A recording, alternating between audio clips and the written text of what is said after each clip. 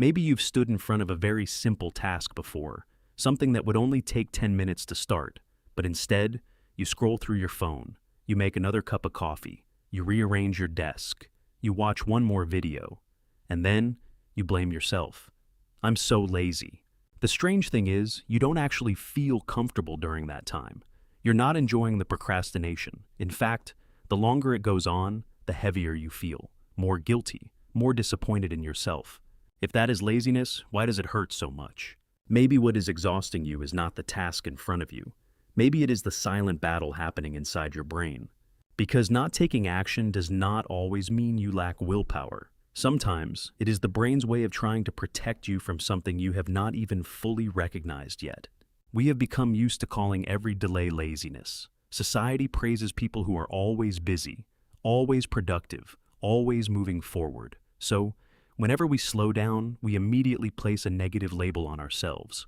But many studies suggest that the human brain was not designed to chase productivity.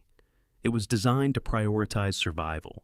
If the nervous system senses danger, even emotional danger, it will try to reduce pressure in any way it can, sometimes by making you lose motivation, sometimes by making you want to sleep more, sometimes by pushing you to delay everything until the last minute. That is not betrayal, that is protection. Imagine your brain as an alarm system inside a house. When there is smoke, the alarm goes off.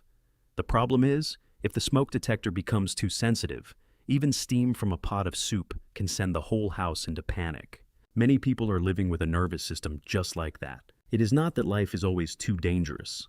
It is that the alarm system inside them has learned to overreact. Maybe you have noticed this before. You open an email but cannot bring yourself to read it. You know you need to call someone, but you keep putting it off day after day. You want to start exercising, but just thinking about it makes you feel exhausted. From the outside, it looks like procrastination. But deeper down, your brain is whispering, if I do this, I might fail. I might be rejected. I might be judged. And so it pulls you away from that imagined threat.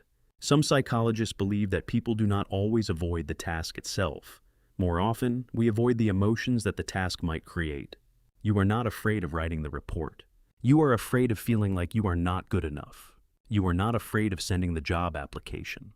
You are afraid that a rejection letter will confirm what you have always feared about yourself.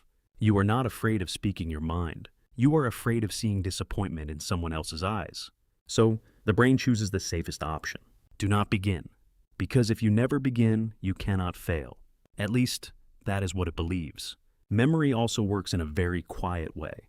Imagine that every experience is placed inside an invisible suitcase. Some suitcases are light, but others are so heavy that you do not even realize you have been carrying them for years.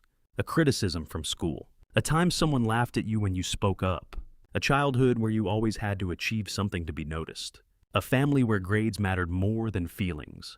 None of these things simply disappear. They are stored away. Then, when you face a similar challenge, that old suitcase opens again. That is why many adults still feel nervous speaking in front of a crowd, even when there is no teacher left to grade them. It is not the present moment that scares them. It is the past that is not fully left.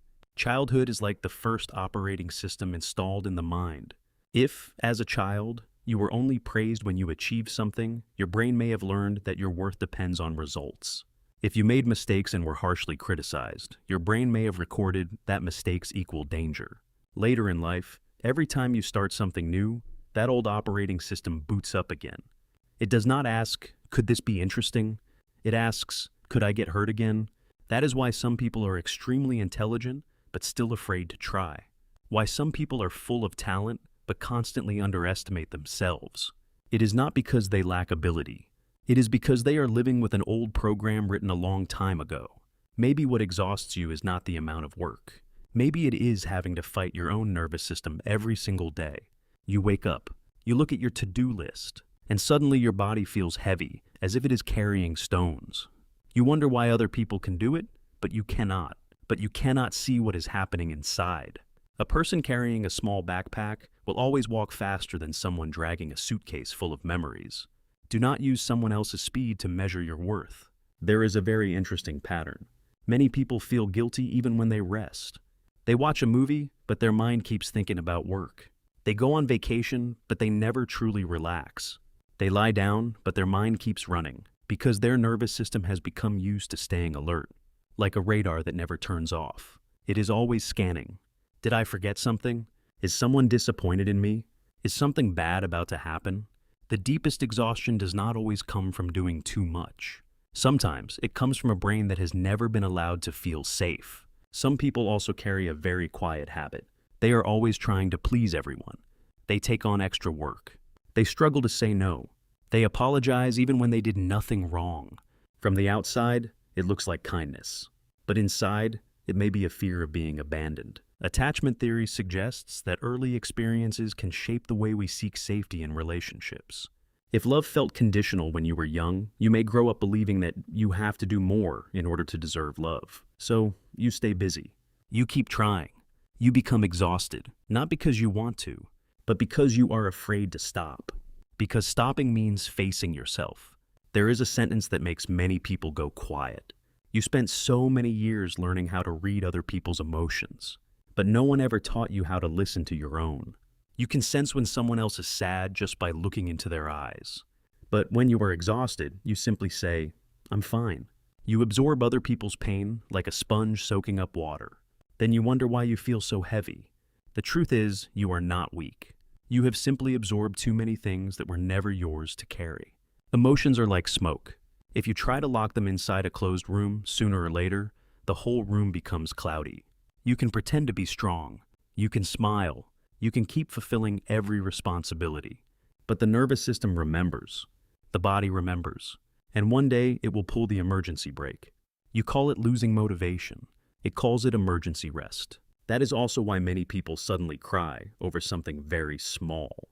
It is not really because the cup fell. It is not really because someone raised their voice. It is because the final drop has just landed in a glass that was already full for a long time. If you are in that season right now, the first thing you need is not to force yourself to be stronger. The first thing is to ask, what is my nervous system trying to protect? What am I still afraid of? What memory is still controlling my present? What responsibility have I been carrying for too long? What pain have I never called by its real name? Healing does not mean erasing the past. It means no longer letting the past drive your life. And that begins with very small changes. Allow yourself to rest without guilt. Set boundaries with demands that drain you. Say no when your body is saying enough. Observe your emotions like someone standing on the riverbank, watching the water flow by, instead of jumping in and letting the current carry you away. Remind yourself that your worth does not increase because you do more, and it does not decrease because you need a day to rest. You do not need to become a perfect version of yourself to be worthy of love. You only need to become a place safe enough for yourself to come home to. Maybe you will still procrastinate sometimes. Maybe there will still be days when you do not have enough energy. Maybe there will still be moments when you want to run away from everything. That does not make you a failure. What matters is that instead of asking, "What is wrong with me?" you begin asking, "What is my brain trying to protect me from?" That one question alone can change the way you see yourself. Because when you understand the fear behind the behavior, you begin to hate yourself less. And when you hate yourself less, you have more energy to change. Not through force, but through understanding. Maybe all these years, what you needed most was never someone telling you to try harder. Maybe what you needed was someone calm enough to say, "You are really tired." If you are hearing that today, let this be a small pause in the middle of a life that keeps rushing forward. A place where you do not have to prove anything. You do not have to run faster than anyone. You do not have to hide the cracks inside you. Because sometimes those very cracks are where the light gets in. So, I want to ask you something. If, starting today, you stopped calling yourself lazy and started listening to what your brain is trying to protect, how would your life begin to change? If this story touched you, leave your thoughts in the comments. Don't forget to like this video, subscribe to the channel, and watch the next one. Maybe the journey of truly understanding yourself has only just begun.